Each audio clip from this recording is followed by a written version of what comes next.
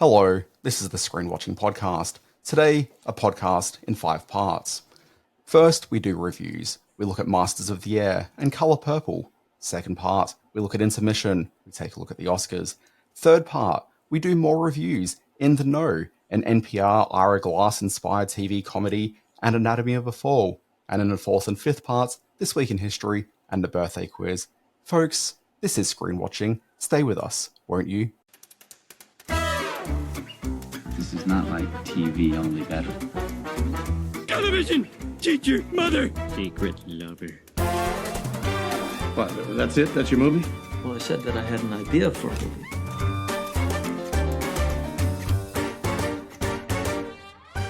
Hey folks, this is Screen Watching. It's our weekly discussion about all things TV and televisual. That's the opening I used to use for a podcast that I did about 10 years ago. Gosh, shake out that brainworm. Good memories. Yeah, Simon Foster, you're my co-host. Just to explain my opening intro, this week there is this very odd, strange animated comedy from the mind of, I think there's a few different minds involved. Mike Judge is in there, that gentleman who played Gabe in The Office that I can never quite remember the name of. That guy, he's in Silicon Valley and is in everything. I'm just quickly doing a quick Google. Talking about, obviously, Zachary Woods. Okay.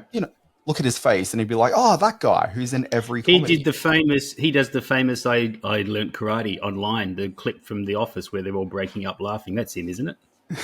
I can't remember, but that sounds like very a Zach Woods bit. Yeah. Yep. But every comedy from the last 15 years, Zach Woods has been seen somewhere in the background of it. Yeah. But anyway, they've got this really sort of strange half-hour comedy, which is I'm not going to say it's a loving homage, because I don't think it's actually that loving. It's definitely a knowing homage to the world of NPR and public radio and the types of personalities involved in it. And so that was what I was doing in the opening. It was like the Ira Glass opening to This American Life. I thought you'd had a stroke. I thought you'd fallen asleep or something. I thought it was very, very monotone in its presentation, which is so NPR. Well done. Hello, everyone. Simon Foster here from your Screen Watching Podcast. Beautifully done. Beautiful voice control, and your intonations were exactly where they needed to be. So how are you, Dan Barrett? Lots of breathing exercise and kale. Doing fine. It's quite a week. Simon, I just want to dive right in because we've got a whole bunch of stuff to talk about, including, I'm not even going to spoil. Let's just dive right in. Let's do some reviews, Simon. Let's dive, baby. It stinks. The big title of this week, Simon, I think is the brand new Apple TV Plus drama. It's called Masters of the Air. So you're happy? A girl worth riding to is hard to find. Not if you know where to look. I'll miss you every second. Major Egan, you were the first pilot assigned to the 100th. Me and Buck Levin. You are in charge of 35 planes and 350 air crewmen. Okay, Simon, top 5 characters from TV and film named Buck. In order. Number 1, Buck from Boogie Nights. Rogers. Number 2. Oh, wow, really? Okay, yes. This is my list, Simon. Jesus. Number 2, Go Buck for from it. Married with Children. Number 3, Midnight Cowboy. Yep. Buck from Kill Bill. Number 4, the aforementioned Buck Rogers. Number 5, Captain America's sidekick, Bucky Barnes. That is the top 5. That is the top 5 Bucks from film and television. I note that Masters of the Air, which I want to call Masters of the Universe, but that is a different program entirely. Masters of the Air has 2 different characters named Buck. I can assure you that neither of those characters are anywhere near that top 5. There are many other Bucks, both notable and not notable, who well and truly sit before these Bucks because neither of these characters are actual characters. And this is my problem with a little TV program called Masters of the Air. Broadly, this is a program with aspirations to continue on with what they did with Band of Brothers, which, what did that come out? 2001. That was absolutely the real kickoff of the premium TV HBO era. We talk about things like The Sopranos, but The Sopranos was just we're going to put out a TV show that happens to be high quality and really kicked off. Band of Brothers was a thing where Tom Hanks and Steven Spielberg get together and they're like, let's get an obscene amount of money from HBO. Let's go out there and really produce just this fucking amazing, expensive World War II extravaganza. It was very much sort of a follow-on from a space series that they'd done a couple of years prior, but the difference between and that the Saving Private Ryan era as well. That was that era of but from a TV series, it follows on from what they'd done a couple of years prior with a America's explorations into space drama. But that was kind of more of a mix of documentary as well as recreations. This was a pure dramatic account. And you're right, it sort of followed around from Saving Private Ryan. That's clearly where the interest in doing World War II very specifically came from and where that passion was for Spielberg and Hanks. A couple of years later, off the back of the huge success of Band of Brothers, they did a far less successful version, The Pacific, which looked at, obviously, the military activity happening around the Pacific area. And then this is their third sort of swing at it. So it's the same producer who's kind of run all three programs. And this one's called Masters of the Air. I was really looking forward to this one. As opposed to the previous two, this is an Apple TV joint as opposed to HBO. But I was looking forward to this one because it just kind of looked incredible. And I kind of like the idea of getting into the skies and seeing World War II from that perspective. And that's all really, really cool, except it turns out to be much more the Pacific than Band of Brothers in that I just don't think, look, it's not dramatically inert because that's not the case at all, but it's very much a dramatic, let's play the hits. And when the hits are pretty much just following off every single movie we've seen with military flyboys, but told with really unengaging characters that don't really have much in the way of a personality beyond one's named Buck, and he's kind of more of a serious guy. And then the other guy is also a Buck, and he's kind of more of a slightly wacky, but not really that wacky kind of a guy. Like, that's kind of all you've got to hang your hat on with this one. Look, I don't even really know how much detail I need to go into it. If you just sort of give that log line, which is, it's Band of Brothers, but told from the perspective of guys flying with a 9-part drama series, which is nowhere near as interesting to watch as 2 Hours of Memphis Belle. That's the series.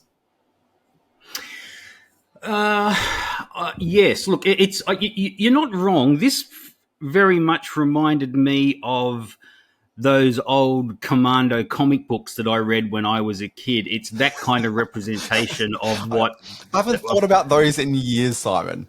I used to collect those. I had a meter high pile of Commando comic books, and there was another kind as well that I can't remember what they were called, but Commando was the one to go to, and they represented the most heroic, the most idealized version of American military might that you'll ever find.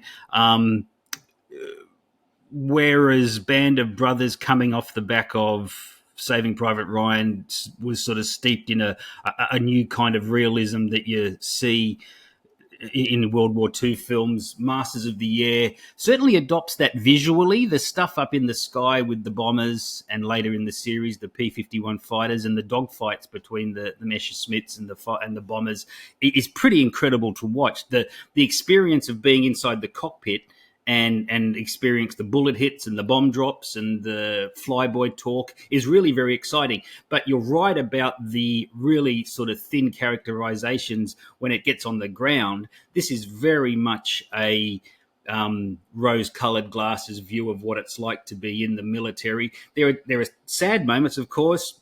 People are lost, friends and family suffer through the deaths of loved ones, as you'd expect. But it never feels as real on the ground as it does up in the air.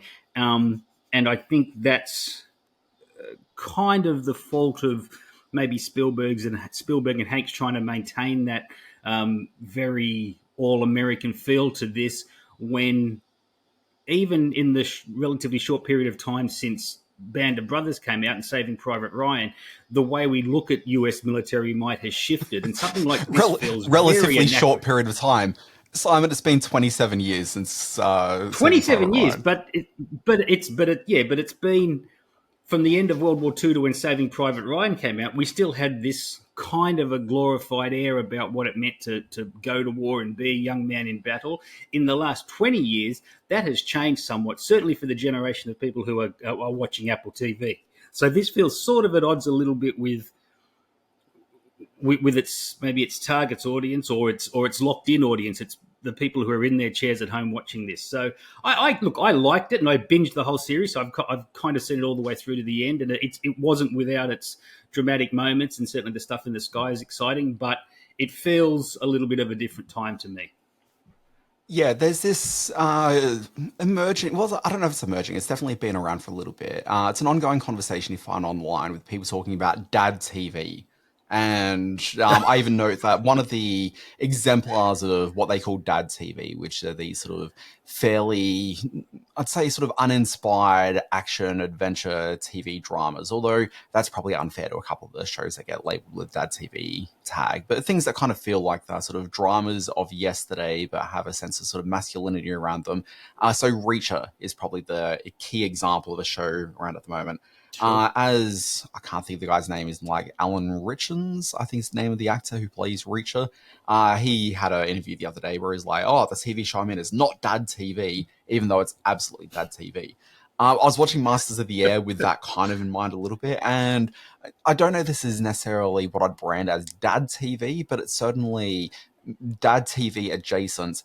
If you really enjoy military dramas and, you know, if even just hearing that there's a Band of Brothers type of TV series where guys are taking to the air and flying and having those sorts of, you know, serious conversations about sort of duty while also having that sort of air of, oh, the tragedy of this. They all seem like they're 19 years old. Like, how horrible is this?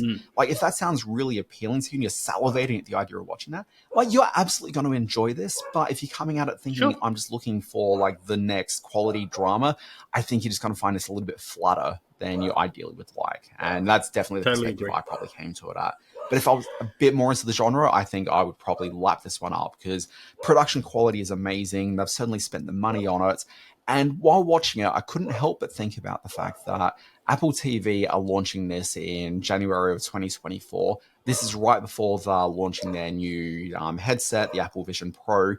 There's something I've been doing very quietly in the background, and I've been trying to find out a bit more information about this, but I'm not getting any replies back from the people at Apple about it. With the actual filming of the format for the Apple Vision Pro, they've got these new cameras which record a 180-degree wide frame capture of everything. And so my understanding, and this is what I'm trying to get a bit more grounding on, is that they've actually quietly been filming a lot of their TV programs on Apple TV to be able to handle this much bigger, wide format. I would absolutely assume that if this is true that they are doing this, that Master of the Air was absolutely something filmed that way. And I'd very much like to see what this looks like on an Apple Vision Pro, because I think it would be spectacular to be immersed by all of this. But on the TV, with the many distractions that my lounge room has to offer, on my 16:9 screen, like, it looked pretty good, but like, it wasn't maybe as immersive as what this possibly could be. Okay. Masters of the Air is on Apple TV as we speak. I guess the other thing, we buried the lead here a little bit, is that it's Austin Butler's follow-up to his role in Elvis, which strikes me as a little odd because he plays the square-jawed all-American hero exactly as he's asked to do in this, but it's not a huge acting stretch for someone of his capabilities and physical attributes. So certainly the Austin Butler fans will enjoy it.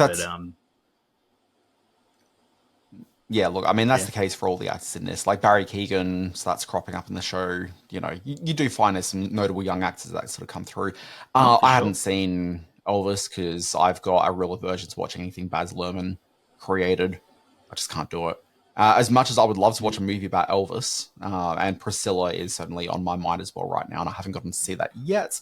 But as an Elvis guy, like, I definitely would like to check that out. But I was watching Masters of the Air, and I was like, who is this guy? He seems vaguely familiar, and I've never seen him in anything before, and this didn't really sort of make me feel as though I need to desperately get out to see the next Austin Butler joint. But, like, he's fine. June Part 2 is what he's next in, and he's fairly unrecognisable in that by all accounts. So. So Masters of the Air is on Apple TV as we speak. I got off to the movies. The year is 1984. No, it's not. Wait a minute. The year is 2024, and it's another version of The Color Purple. Today, our teacher taught us about a place called Africa. She say our mamas come from Queens over there. That means that we, royalty.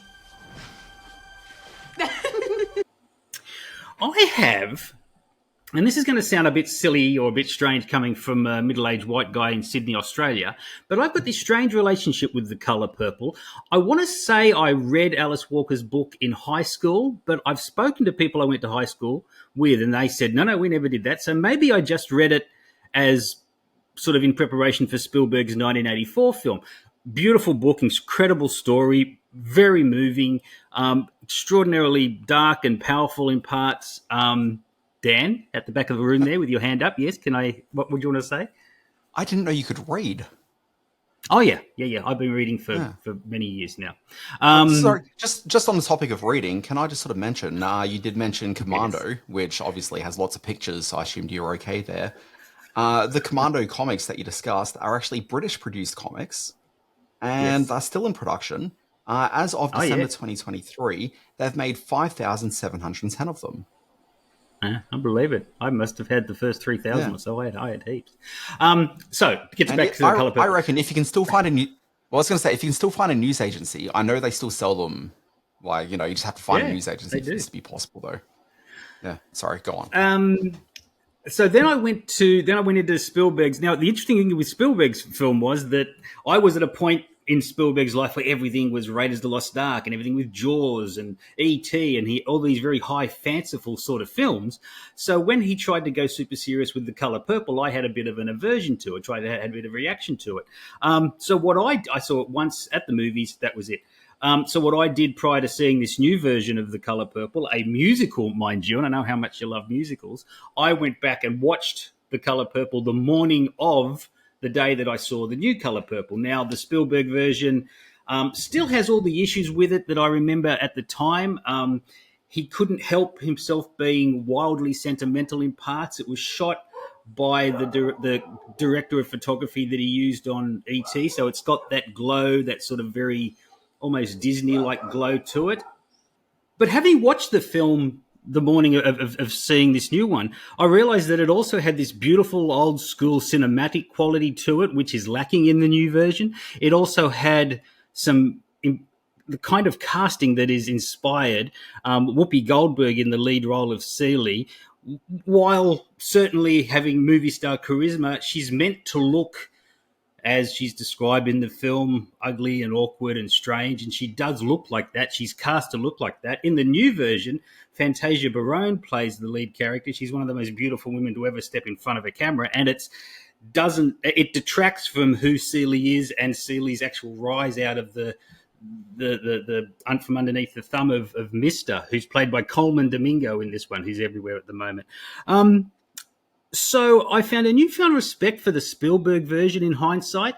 In watching the new version, I realized what an awkward mix of material this is in terms of it being a story set back in a very tough time in American history, in a black family that's ruled over by a vicious patriarch, who about a young woman who sort of finds her hope and her sort of trajectory in life through a gay relationship, all of which is barely touched on in both the Spielberg version and this new version.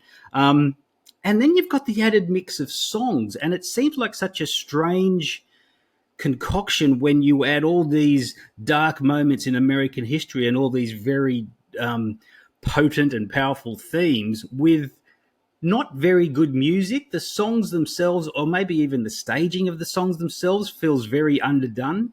So this is a movie that I know the story and Alice Walker's novel and Spielberg's film mean a great deal to a great many people. But this feels like a little bit of that thing that I hate the most, a grab at IP and a sort of manufacturing of IP that doesn't feel real, that doesn't feel genuine. and that's a little bit sad because it does have some fine performances in it. But in every other respect, I find this one an odd sort of a misfire. I don't know how it played on stage. It won a Tony Award, so it must have played better than this. I was at the cinema a couple of nights ago. We'll talk about what I was watching in just a moment. But in the, prior, we saw lots of trailers. The Mean Girls trailer came up. My wife was sitting next to me, who didn't realize that there was a Mean Girls movie currently playing in cinemas.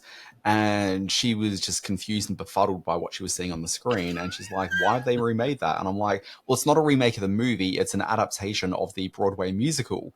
And she just said the thing which I think applies to The Color Purple, that certainly applies to Mean Girls, which is, why do I want to watch a movie adaptation of a musical remake of a movie that I saw 20 years ago? Like, it just seems baffling. All of that's valid. I take them on a project-by-project basis. There have been some musicals based on recent films that have worked. None come to mind. And I haven't seen the Mean Girls movie yet, and by all accounts... I was going to say, can you actually name one? No. Not off the top of my head. I probably should be able to. I wish I hadn't said that until I had some evidence of it. But like, I like a musical, so I'll give a musical a go. Yeah. But look, I did find while I was watching the trailer, I was like, well, what are they actually selling here? Because obviously in this trailer, in The Color Purple, in the Wonka trailer, none of them actually advertise that they're musicals. And so... That's true. Yeah, but Wonka is not an adaptation directly of a recent movie. It's, using the same IP as all those other films. Like, it's not quite the same. Yeah. But yeah, like, none of them were advertising that they're musicals. But without knowing that it's a musical, I sat there watching this trailer thinking, well, why would I go and watch this instead of watching the movie that looks exactly the same, which I know and love, which is just at home and available on, probably a bunch of streaming services around the place. Like, it just didn't seem as though they were selling me a compelling reason why I'd want to see the new version. Okay, and if you're absolutely right, trailer had showed that it was a musical version of it, well, I was going to say, if the trailer showed that it was a musical version of it, then that's a selling point. Yeah, exactly right. And you made the point a couple of weeks ago in that they probably commissioned these films when musicals were kind of hot, and then West Side Story came along and wasn't so hot. Ironically, both Color Purple, certainly in its first couple of weeks, and Mean Girls very much so right at the moment, are doing very well at the box office. So maybe musicals and Wonka, of course, are coming back around. So... No. Simon, I think word of mouth has been a big problem for Mean Girls because it had a very good opening weekend, but second weekend, dramatic collapse. Oh, it's holding its own in the I don't know about here in Australia. I haven't seen the figures here in Australia, but I know in the US it's holding its own. Color Purple opened very big, but then had a fairly steep decline in its second week. So, but there's no doubting that Wonka's a legitimate hit everywhere. So, like I said, Color Purple seems like an odd mix of material to me that the film itself never quite overcomes. So, which will be no sort of, disencouragement. Is that a word? Disincentive for people who love this story, and I love the story. I remember reading the book vividly, and on second viewing being quite enamored by Spielberg's film. But this one seems odd to me. Color Purple is in pretty wide release in cinemas as we speak. Now, just because I really just don't care for statements which aren't accurate, Mean Girls saw a 71% drop the second week in the US. Yeah, okay, that's quite steep. Yeah. Anyway, let's move on. Simon Foster, I think this is probably the time in the podcast we go to a intermission. Good evening, ladies and gentlemen. It's intermission time.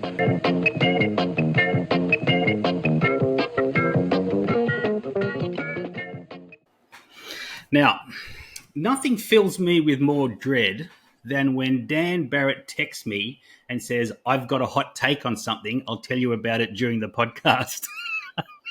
Which is what you did last week when I said, I want to have a little bit of a talk about the Oscars, and you immediately agreed, which made me concerned because I know how much you hate award shows in general. And then you said, I've got a pretty hot take on it, and I thought, oh my God, here we go. So what we thought we'd do with the Oscar nominations out. There's been a lot of to and fro, back and forth already. I think those that watch Screen Watching will have been all over or listen to Screen Watching will be all over the Barbie snubs, the Barbie surprises, the controversies, and the general sort of banter about what's happened with the Oscar nominations. But Dan's got a hot take, and I've got some views myself. So who wants to kick this thing off, baby? Oh, look, I even had the conversation with you on the text, which is, don't expect it to be like that hot a take. It was really just an interesting thought I wanted to throw in. But we'll have that chat a little bit later in. I guess maybe sort of a top-level thing. And you did express that you want us to be able to talk about everything you want us to talk about before I gave a rant, and suddenly you're giving me the floor. But look, maybe the way I'd just like to sort of frame this is, I did say to you a couple of weeks ago on this here very podcast, talking about both the TV shows and movies of the last year. I just think that broadly it was a pretty good year for movies, a pretty good year for TV. Sure. Like, it was just across the board, there were just a lot of really good titles along the way. What I found interesting looking at the Academy Awards here, and this may just be a flow-on effect from the fact that we had these two films that got released mid-year that did absolute sort of massive blockbuster business, that were both award contenders in both Barbie and Oppenheimer. Mm-hmm. Now, I can't remember. Did you see Oppenheimer? Sorry, I did. I don't. Did you ever see Oppenheimer? Yep. Okay. Yeah. Look, I quite liked it. I didn't love it. It certainly isn't in my top 10 films of the year. I don't think it was in my top 20 films of the year, to be completely honest. But like, I certainly understand why people liked it. It just wasn't something that I necessarily connected into too deeply. But it just kind of feels as though those films are propelling a bit more accessibility to the Academy Awards than we've seen in some time. But once you get past those two films, it does feel as though there's maybe the same problem that I think's maybe plagued the Oscars a fair bit, and the snub of Barbie sort of factors into this conversation a bit, which is that Academy voters tend to favor one type of film that has a Academy Award sort of sheen to it, a bit of a vibe, and often that means not a comedy, but if it is a comedy, it's a very specific type of a comedy, like The Holdovers, whereas something like Barbie, which, look, I haven't seen Barbie, I've got my issues with the Barbie IP, which is a massive block for me to ever watch this film, but it does seem, from everything I understand about it, to be a very sort of bold vision, as well as, you know, superbly directed. And the idea that Greta Gerwig, a director who I do have a lot of time for generally, has made a film that's Academy Award worthy, like, I certainly buy into that being quite likely. But when I think about, does a broad comedy like that, even if it has a strong artistic aspiration, meet the idea of what I perceive to be a Oscar movie? And I think that what I perceive to be an Oscar movie is generally the way that a lot of Oscar voters probably see the same thing. And I'm not sure it necessarily falls into the category. And then you look at the films that did get the Best Director category, and like, they all are very much Oscar movies. And so I think that's just where Barbie's fallen down. It just doesn't fill the category. I don't disagree with that. I agree that that yes, the perception that the Oscars was going to try to be a bit more mainstream in those years when they blew out their nominations to 10 in the Best Picture thing to accommodate the Batmans and the big blockbusters of the day to try to win over the audience, I think has kind of fallen a little bit by the wayside. There were warning shots last year when Tom Cruise got an Oscar nomination as a producer of Top Gun Maverick, but was overlooked in the lead when a lot of people thought that should have been part of the reward he got for bringing people back to the cinema, for making this billion-dollar blockbuster. And there's a bit of a feeling about that with Barbie as well. But you know what the reward for a blockbuster is? You know what the reward for a blockbuster is? It's the very fancy new house that you're able to purchase by having a billion-dollar movie. Oh, for sure. Yeah, for sure. But the point being that that to bring viewers back to the Oscars, we would, you know, favour those sort of movies. So yeah, I think it's a shame they didn't get nominated. I don't think it's the worst snub of the for the reasons that you point out. I don't think it's the worst snub of the night. There are others in that mix. Interesting that your man Alexander Payne got overlooked for The Holdovers. When I think things like Alexander Payne being overlooked for The Holdovers come about because it was such, like you point out, such a good year for cinema. A lot of things that can be sort of in the mix and be chosen from. Great that Justine Triet for Anatomy of Fall was recognised, and that a lot of good directors were in that mix. But for Alexander Payne to mix out for The Holdovers, which is a film that I'm not overly enthused about. I think that Paul Giamatti's performance is a bit of that sort of one-note, smart aleck academic type thing has been done before and done better. And I would have preferred to have seen Nicolas Cage or your other man, Joaquin Phoenix, in there for either Beau is Afraid, not for Napoleon. But so there's certainly a heady mix that I know that you weren't a fan of her performance for whatever reasons, but Greta Lee for Best Actress was I think a major snub in a year when it's really busy. And I would have loved to have seen. Well, my concern with Greta Lee largely comes down to the fact that she sucks. Okay, all right. It's very insightful commentary there from Dan Barrett. I would have loved to have seen Peaches by Jack Black, the song from Super Mario Brothers. There wasn't a moment in cinema this year where a film was allowed to go just that little bit left of center, a little bit off track, in the way that Super Mario Brothers was when Peaches was sung. And I was so grateful that this frantic animated movie was given a bit of room to breathe by this very funny song. And can you imagine an Oscar night where they bring Ryan Gosling off stage dressed as Ken, having done his Oscar-nominated song, and then bring on Jack Black to do Peaches? It would have been such a crowd-pleasing, such a fun moment, but it's not to be, unfortunately. So, and there's a lot of great movies that weren't nominated this year. Most notably Saltburn. There was such a tangible talking points and momentum for Saltburn leading into this. Certainly suggesting it was on Oscar's radar, if nothing else. It could have got a whole lot of nominations and ended up not getting any. So, what, you don't think Saltburn was in the mix? Look, I think sort of pre-release there was a bit of buzz suggesting it might be, but I think once people actually saw the movie and realised it was just a bit slight, I don't think it was ever really a contender. Okay, I disagree. I think other things like All of Us Strangers. I think The Iron Claw, Zac Efron can count himself unlucky. It's strange that Wes Anderson got a short film nomination, but that everything about Asteroid City was missed out, because I thought Asteroid City was a terrific film.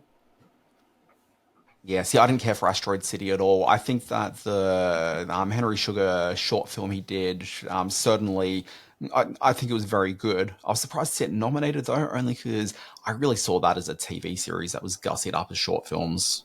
Oh, for sure. For sure. And I want to put a little bit of a call out there for Rachel McAdams. She starred in a movie called Are You There, God? It's Me, Margaret, which was an adaptation of the beloved Judy Blume young adult literary novel from way, way back when. She should have been in the mix with a supporting actress nomination. But as you point out, Are You There, God? It's Me, Margaret is certainly not the sort of film that the voting body would look to find a nomination. So I think she's missed out. But anyway, I am working up to your hot take. I'm very keen to hear what you've got to say about the Oscars. Okay, so here's my quote-unquote hot take. So, I've talked about this a few times over the last couple of years. So my general issue with the Academy Awards is that for the last 20 years, the cultural conversation has shifted away from movies necessarily being the focal point of cultural conversation. This year is an aberration, but we'll talk about that in just a moment. But I kind of feel that it's changed a little bit. And the reason why it's changed is just because there's been that bleed with TV and movies. So over the last 20 years, we've seen a lot of what you'd call sort of movie actors moving into doing TV shows. TV actors have become stars of movies. You find that the production quality of a whole bunch of TV shows is just dramatically higher across the board. The sophistication of TV sort of en masse has just, increased. It used to be that every year there'd be like 3 or 4 shows that are kind of outliers. Now you can turn on the most generic TV program and it looks amazing with really strong performances. And TV is just sort of in a better place than it used to be. The sophistication's there, but then the same thing is sort of in reverse in movies, in that we've found there's like a TVification of a lot of the big Hollywood movies that we're seeing. So a lot of like part 2s and part 3s, and you reach the end of a movie realizing you got to come back in 18 months to see the next film. Like, it just kind of feels as though both forms are just bleeding into each other. So when I watch these award shows, and it's certainly more noticeable with the Emmy Awards than it is with the Academy Awards, okay, but it just kind of feels as though neither show really necessarily hits the mark anymore, because it's not quite where that cultural conversation is. As consumers, we're moving backwards and forwards. As an industry, they're moving backwards and forwards between the mediums, okay, but it's not really recognizing that way. It just feels like it's so... ghetto's not really quite the right word, because that's got a negative sort of connotation to it, but it's siloed is probably the way I sort of want to think about it. So it kind of feels like it's a siloed experience. You notice this more with the Emmy Awards, and particularly because the Emmy Awards have that category of Best Original Movie. And then you watch, say, and I talked about this a few weeks back, but like Weird, the Weird Yankovic story, like why that was the best movie of the Emmy Awards, like, is baffling, considering that, you've also got, say, Maestro being released here, like, via the Academy Awards as a nominated feature. And it's purely because Netflix see more prestige in an Oscar award than they do in an Emmy Award. Anyway, Simon, this is kind of where I was thinking. So my big thought for the last few years is that both academies probably need to really come to the party and maybe think, hey, look, as we do a televised award show, like, each academy can represent their constituencies from film and TV, like, that's fine. But as they're presenting a TV program to award this, like, maybe the actual smart move would be that you have one award show which is about scripted content, and the other award show then becomes about documentary and nonfiction. So TV-wise, you get all your docuseries, your reality shows, all of that alongside feature documentaries. It gives them a stronger platform. On the scripted side of things, it opens up the platform a little bit more, where it's TV and film, but also you can sort of reward comedy in a little bit of a better way that way as well. So, like, I kind of think there's a few wins to doing that. But here's kind of where my hot take was. And I was just kind of thinking about, obviously that's never going to happen. It's going to be that the Emmy Awards continue on, the Academy Awards continue on, and they both end up just being sort of increasingly feel a little bit irrelevant. This year, the Academy Awards feel more relevant than I've been in, 20 years. And that's purely through having Oppenheimers and Barbie and a couple of other films that have kind of performed well on Netflix and have sort of penetrated the culture conversation a little bit more. So Poor Things is probably a good example of something which is kind of cut through, even though the actual box office for that's really not particularly high, as I realized the other day. But that's kind of a bit strange. But I kind of feel as though the smart move that Netflix could make is, instead of chasing after an Oscar, and I'm sure they're going to keep on trying for another 2 or 3 years because they desperately want their Oscar, I feel the smartest thing that Netflix could do is to actually go after that original movie category at the Emmy Awards and just take complete ownership of it. If Maestro had been nominated not as an Academy Award where it's not going to win, okay, but instead in that Best Original Feature, suddenly Netflix have these big, amazing movies in the category where they rightfully should be. And then they could just own that category, own that for a couple of years. Suddenly you'll see all the other streamers fall into line where they want to try to take that original movie category. And you suddenly have a really vibrant, interesting movie category at the Emmy Awards. But then what's the impact on the Academy Awards if they do that? Because suddenly it sort of seems as though, well, there's other sort of prestigious awards that exist there and people are actually actively after it. Like, it just kind of leaves the Academy Awards sort of slightly neutered. Like, there's an impact that gets felt there.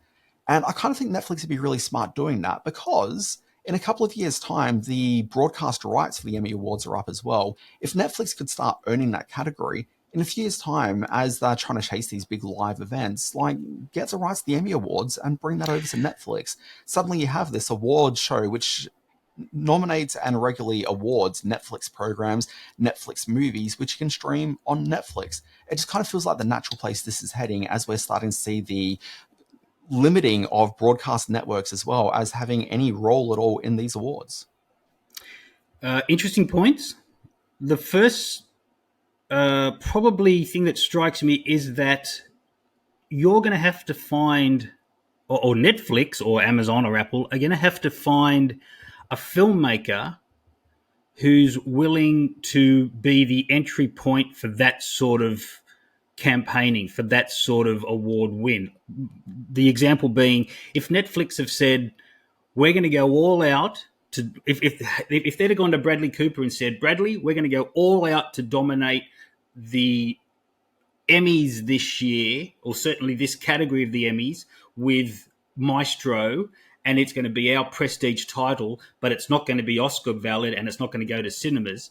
I don't know if Bradley Cooper would have said, yeah, well, I'm not going to go with Netflix because that is a big leap to make. If they went to Christopher Nolan and said, you can do whatever you want to do with Oppenheimer, here's all the money in the world, but we're gonna use Oppenheimer to drive the narrative that this new award ceremony at the Emmys for Best Film is going to be ours and ours forever because these are the sort of movies we're making. I don't know if Christopher Nolan would have said, yeah, let's do that. You know what? Fair call on that, okay, except what I'd probably say is that the only reason that Netflix are making Maestro is for that Academy Award. So the business imperative for them then is to chase the Academy Award. If they're like, well, no, we're not going to be chasing the Academy Award anymore. We want to own this category over here. We see a greater sort of business case for it. Then Bradley Cooper basically gets told, hey, look, we're not going to fund your movie. If you want to come and make the movie, come over to us. They can just take that money, invest it elsewhere. There are enough actors who are moving backwards and forwards between both mediums. Okay, sorry, actors as well as directors and other talent involved. Okay, that I think that they are going to be able to attract some filmmakers. I don't think they're going to be successful out of the gate, but also Netflix haven't been successful at the Academy Awards either. Like, the only reason they're making these big prestigious plays is for Academy Awards. How many Academy Awards do Netflix have so far? Which is like, not for Best Picture. The answer is none. Like, they haven't gotten across the board with that. It's a failing strategy for them. Yeah, okay. I mean, there's lots of different paths for us to go down with this. And there's just going to be a lot of these movies not being made. If you take it back about 2 years, so Maestro is not the great example here, only because Bradley Cooper's never going to go for that. But think about, say, like a David Fincher. Okay, he had his movie Mank. Like, Fincher is all in on that Netflix experience. If they said to Fincher, look, we're going to try to own that Emmy category with the best original film and try to make that category actually prestigious now, and you're just a filmmaker to be able to do that for us, I think Fincher absolutely would have gone for that. I think there's enough filmmakers who see the value in being on that home platform. Yeah, it's an interesting argument to be had because a lot of the prestige titles that Netflix have enjoyed Oscar nomination success with have been acquisitions. I'm trying to think of it, and by that I mean Maestro or Roma or Mank or something goes to the festival circuit as an independent production and is then picked up by Netflix, which then decide whether they're going to put it straight to streaming or whether they're going to give it a cinema run to qualify for the Oscars. So, it's an interesting debate. To go right back to the beginning of what you said, I don't necessarily agree with all that TV and film are blurring. It's hard in a year when we've seen such amazing, unique visions as Past Lives and Beau is Afraid and Dream Scenario and all these sort of really unusual, challenging, imaginative films. There's still a role for those to play as just cinema titles, but I do take your point. I'm not going to get into one of our heated discussions about that because I see a lot of value in what you're saying. I'm not talking about cinema, though. I'm talking about a broadcast presentation of an award show. If you're going to broadcast that on television, it should be as TV-friendly as possible. And that's the way, I think, to make that award show more palatable and more relevant to an audience. Good point. A surprisingly level-headed and interesting intermission segment. Not usually something we're good at. Well done, Dan. I don't know we were good at it, but yeah. But sorry, just as a thought, like we were talking this year about Maestro being the case, but if Netflix had acquired Society of the Snow, which they had, like why not drop that as like an original movie? Like, I don't think that J.A. It's not Begoya. I can't think of the surname of the Bayona. He's obviously a man of cinema, but at the same time, like, you've acquired the film. Like, maybe it's with the idea that you're going to drop that into like the Emmy race. Like, I don't think. Yeah, but that's another. But that's a different that we do with Maestro. That's a different kettle of fish altogether because he's a major filmmaker in his homeland, so Netflix would have to acquire that and then deny him or the film a potential cinema run in Spain or wherever the filmmaker is from. But But you're not otherwise denying we're looking at this from a release. very sort of American-centric. Yeah, but like, it doesn't matter if it's played in cinemas in Spain or not. Like, all you need to do is play in a couple of theaters in the US to qualify for Academy Awards. Like, if they just want to chase it in terms of like a streaming release, like they don't need to worry about like a theatrical release, and whatever they do in Spain has no real impact. Like that's nothing. Like, it doesn't. Who cares about Spain? If we have any Spanish listeners, like, it doesn't impact on the send your awards. emails to screenwatchingpodcast@gmail.com. Yes, no, exactly right. No, all is true. All is true. There's a wide. It has no impact there. It's fascinating to see where this is all going to end up in 20 years' time, what the Oscars, the Emmys, the award landscape looks like, because I don't disagree that there's something that's very old-fashioned about the award ceremony and the celebrating of stardom and all that sort of stuff. So I don't know where the next generation of viewers is going to come from, but or how the award bodies are going to adapt to bring them on, because, things are changing.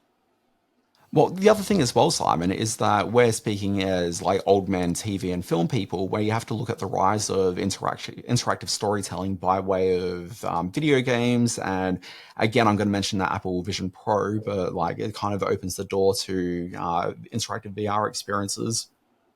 In a couple of years' time, like just even the idea that we're only celebrating TV and movies is going to feel really old hat, and we're not looking at like other emerging platforms as part of this as well. Like it's all just sort of it feels ridiculous that they're not sort of considering that TV movie bleed right now. We're not on the precipice of both being irrelevant in a couple of years' time. Interesting call. That is controversial. Dan Barrett, as this intermission segment glides to a very civilized end, what else have you been watching?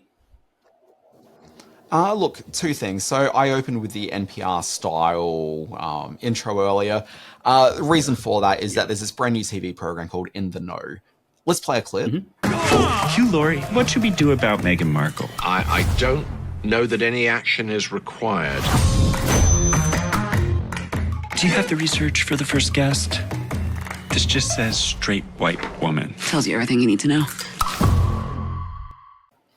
Okay, so In the Know is an episodes vary in length from, I've noticed the first two episodes are like 22 and 26 minutes. The premise of this one is basically there's a guy named Lauren who hosts an NPR TV program. He is a kale-loving man who spends... Okay, let me. You mean literally? Like this is NPR branded? Yeah. Or it's sort of satellite. It is NPR branded. No, it's certainly an NPR radio station that they're at. Okay, like it's not an NPR TV program, but it's an NPR set TV show. Sure. It just dawned on me that they didn't create like a fake version of it. In the second episode, she's clearly standing in front of an NPR sign. But anyway. In the very first episode, you've got Lauren is really concerned because there's a homeless man who's taken up an occupancy in the radio station's bathrooms. Okay. His concern, and the other lady who works sort of in like an administration producer role, she and he are mostly concerned with, have they got the right nomenclature right in terms of, is he a unhoused individual, or is he a person who is currently unhoused, as opposed to the woman who runs the station, who says that he deserves as a man, even though they haven't engaged with him as a person whatsoever. That is very much the viewpoint of this TV program. We're looking at ridiculous people who may have the best of intentions as they engage in the world, but are so far removed from what's actually a meaningful human engagement that, they are just ridiculous, silly people. And that is broadly what this program is doing. So you've got 4 or 5 main cast members. You've got a guy named Lauren, who is the... Ira Glass-inspired host, but I mean, Ira Glass is certainly not as ridiculous a human being as some of the people that are lampooning in this one, but visually, he very much has that Ira Glass sort of a look to him. You've got the woman who is the producer that I sort of mentioned there. She also has some neural divergency issues and is concerned the world doesn't really appreciate her plight as much. You've got the film critic who hasn't reviewed anything that is newer than 2 years old because he refuses to consider reviewing a movie until he has had the opportunity to see it once, see it a second time with his eyes closed, and then have 2 years to think about the experience of seeing the movie. So it's like me in Colour Purple. Yeah, pretty much. So you've got that. There's a young intern who has no interest in radio whatsoever, but his parents are very wealthy and donated a large amount of money to the station. And then you've got a audio engineer who's an African-American man who's a little bit older, who is a very sort of straight shooting person that can't believe the people that he's there with. And then also the station manager, who is a woman that her husband got murdered a couple of years ago, but she doesn't want to bother the police with finding an update as to how the case is going because they're probably busy with the St. Patrick's Parade. So these are your main characters. It's okay. So this sounds interesting. But the if that's not enough of a gimmick, what this also is if you think about shows like Space Ghost Coast to Coast, where there's like silly animated stuff happening, but the focal point is also an interview with a real life celebrity. Okay, so in the first couple of episodes, you've got people like Jonathan Ness from Queer Eye for the Straight Guy. Nora Jones is in there. There's a model. I didn't know who she was, but she was actually surprisingly kind of funny.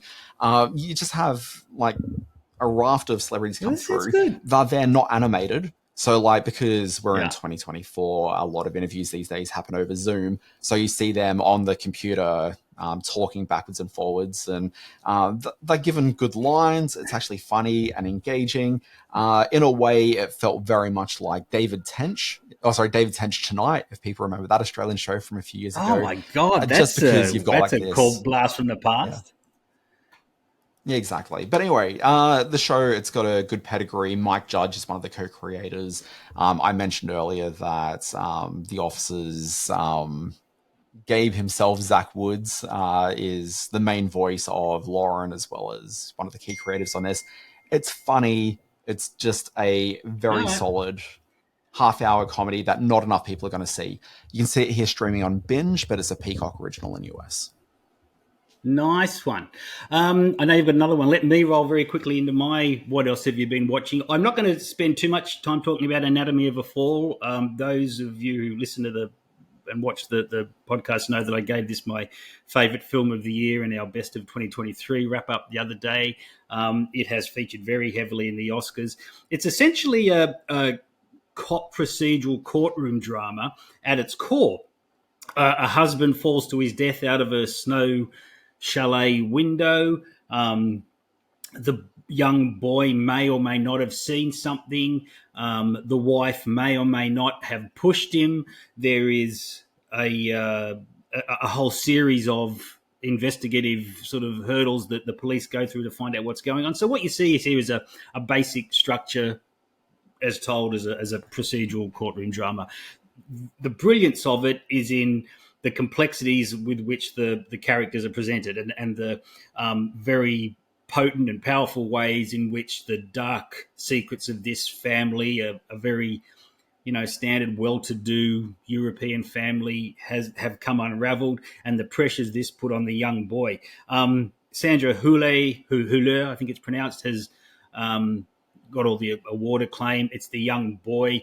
God, I really should have checked his name before I started this because he is terrific in this film.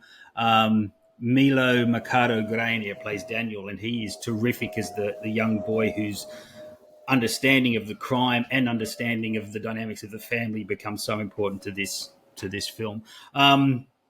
They've actually gone pretty wide with the release of this because of all the acclaim it's got, which is going to open it up to a whole lot of people who may not have otherwise seen a movie like Anatomy of a Fall. Bit of a long haul, 150 odd minutes, but it doesn't feel that. And when you get into the machinations of the psychology of this family, it makes for an absolutely compelling bit of cinema. So Anatomy of a Fall is in cinemas now. Yeah, I'm going to check this out on the weekend. I'm pretty keen to give it a look.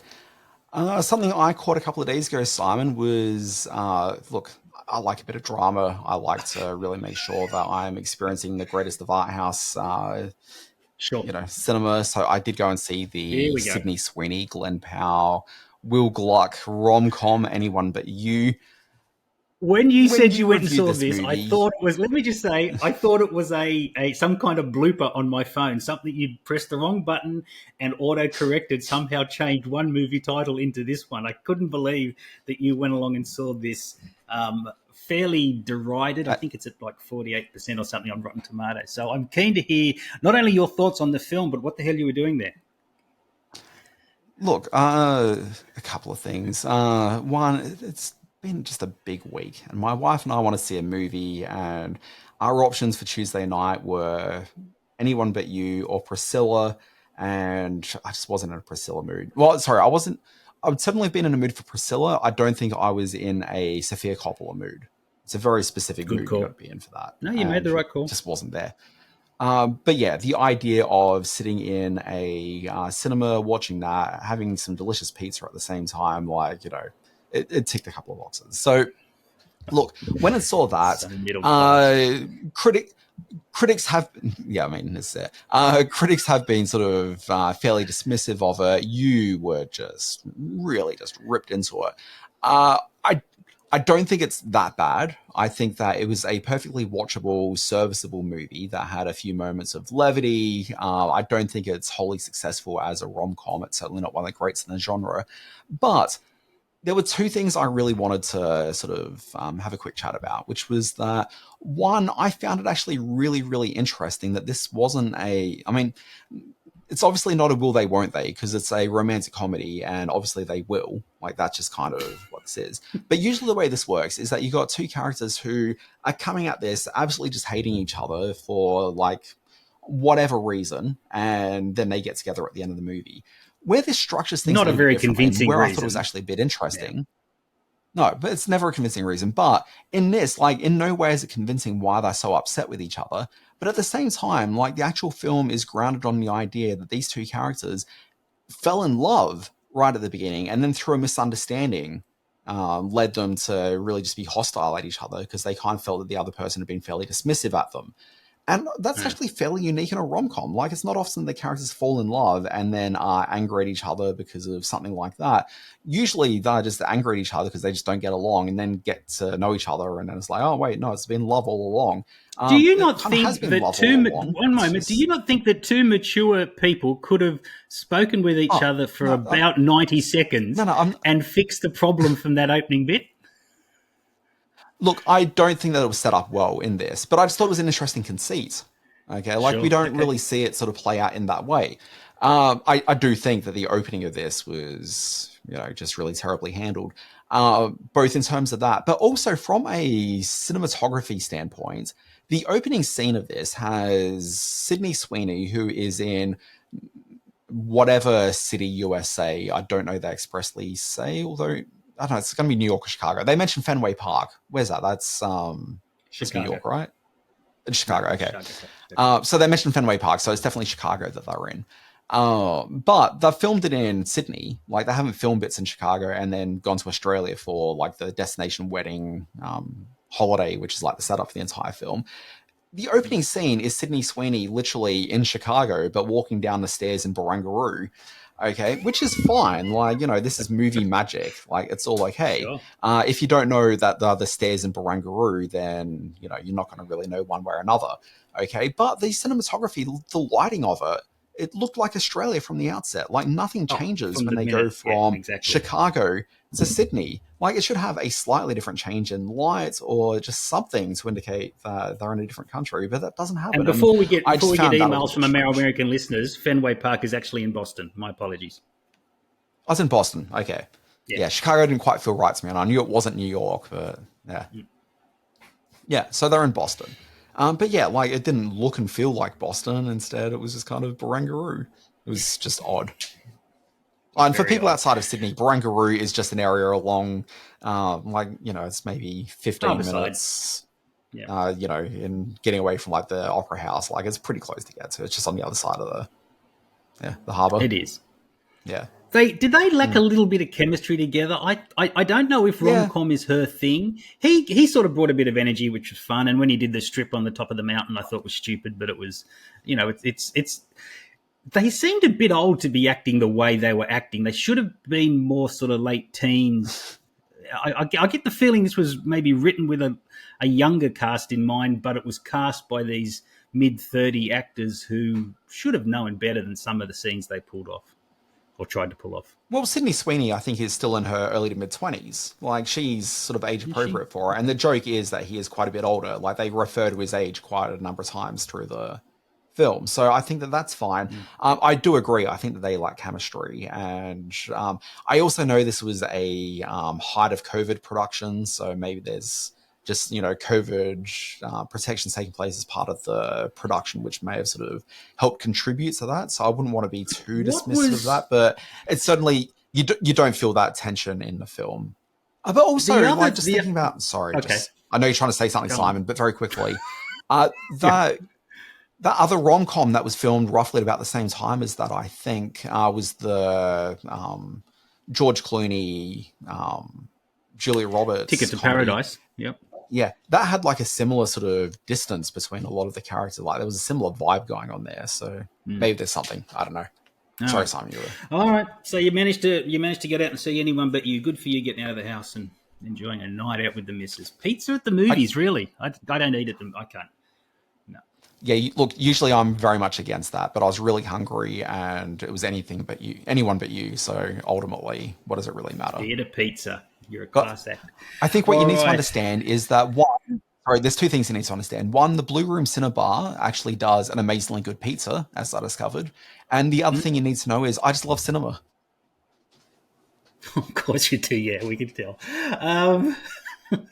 All right, let's get on with this. We were so close to being on our hour time then, but we kind of blew out. Let's move very quickly on to This Day in History.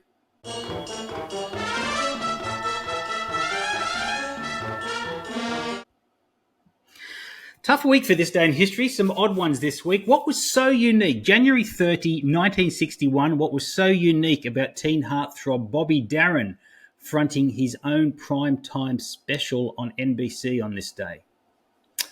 Look, I'm really curious about this because I love Bobby Darin, but for the life of me, I can't figure out what's going on here.